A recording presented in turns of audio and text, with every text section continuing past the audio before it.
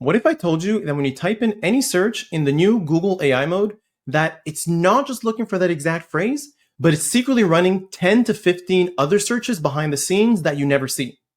And here's the kicker. This invisible search process might completely change how we think about SEO forever. Sounds wild, right? Well, I just had a massive aha moment for something that Google calls the query fan-out technique that Google's AI mode is using right now.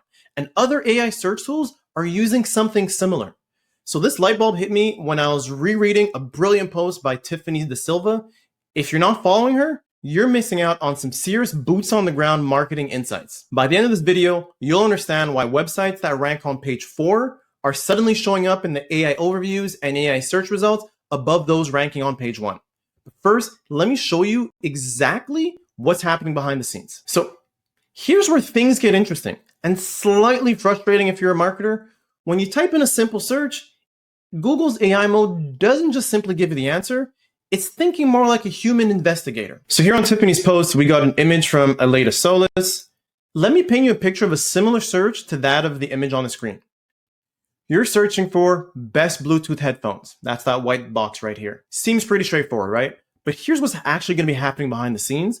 Google's AI mode immediately thinks, okay, this person wants headphones, but what kind of headphones? Are we talking over-ear, in-ear? What's their budget? Are they using it for working out, for gaming, commuting? So while you're seeing one search in that white box, the AI is frantically running around searching for best over-ear Bluetooth headphones, most comfortable Bluetooth headphones under $200, Bluetooth headphones for exercise, noise canceling versus regular Bluetooth headphones.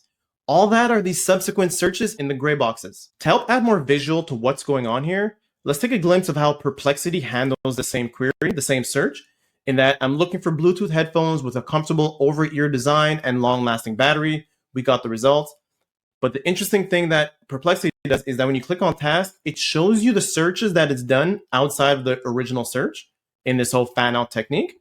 And it's also providing you the pages that it's gone to get that information before providing us an answer. So in looking at this image, it's definitely something that's covering more of the entire user's search journey. It's no longer about just that one search. It's really forcing us to kind of zoom out our thinking to see what other things would someone be searching along with that initial search. But here's the part that blew my mind, and this connects to something much bigger than what Google's been planning. Now, you might be thinking the other AI search engines must be doing the same or something similar, and you'd be right. As I showed, Perplexity shows you this exact process, and you can see all the sub-searches that it runs. ChatGPT is most likely doing the exact same thing, just not really exposing the information. But here is where Google pulled their classic move. They patented it. Yep, classic Google behavior. Take something that feels natural and lock it down legally. This isn't just about search.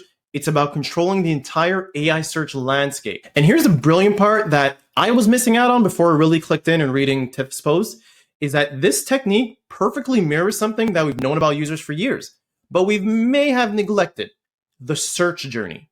Think about it. When you're shopping for anything, you don't just search once and buy what you want right away. You go down rabbit holes, you're comparing, you're second guessing yourself, you're probably even watching YouTube videos to see how other people are engaging with it or touching it and how it looks like, or you're going down the rabbit hole of unboxing videos. Google's AI is essentially modeling human curiosity and decision-making. It's not just answering the question, it's anticipating your entire journey from your first question to what your last question would be. But wait until you see how this is completely breaking down the traditional SEO rules. So here's where things get absolutely bonkers for anyone doing SEO or content marketing. So if you've been following the whole AI overviews since the beginning, you've definitely heard of how sometimes in the result, you'll see citations to pages that were ranking on page 4, page 3, and what we would have expected that all the citations would have been everybody ranking on page 1, which didn't turn out to be true. And this doesn't seem to be a glitch, it actually seems to be a feature. So back to the image, let's say you're ranking number 1 for Bluetooth headphones, which would be in the white box. Great stuff, you're crushing it. But what if you're ranking number 50 for most comfortable over-ear Bluetooth headphones? So you'd be in that gray column.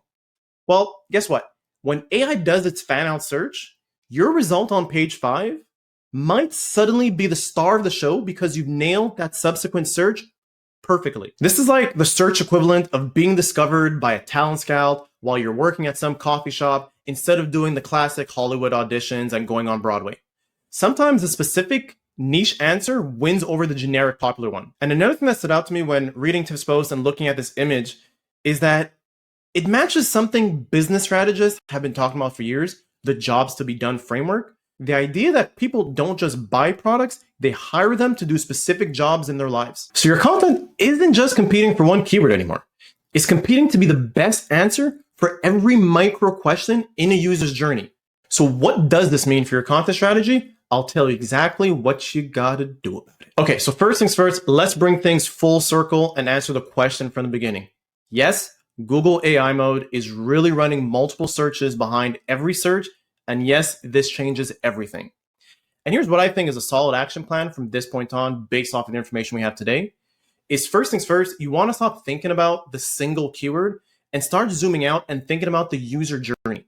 What's the complete path someone takes from problem to solution? Second, you want to map out the follow-up questions that people may have. If someone searches for your main topic, what are the next 5 to 10 questions that they naturally ask? Create content that answers those as well. Or better yet, look and see if you already have pages on your site that already answers those subsequent questions and find a way to tie them all together, either through internal linking, having recommended pages. So depending on the industry you're in and what you're offering, you may want to consider the jobs to be done framework.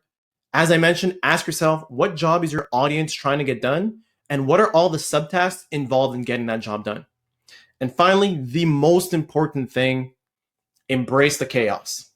A lot of stuff are changing right now. A lot of stuff is happening. We're all in this boat together. It's like the great reset. We're all starting from the same starting point. So that page has been ranking on page 4 that we've all been pretty much ignoring. That might be our golden ticket if it perfectly answers a sub-question to someone's search journey. The era of optimizing for a single search is over. Welcome to the age of optimizing for human curiosity itself. I know, cheesy term, but I'm doing a video. It is what it is. So what do you think? Have you noticed these things happening in your own AI search results? Drop a comment below. And if this video has helped clarify the query fan out technique for you, comment below and let me know. Other than that, keep questioning everything and have an awesome day. Peace.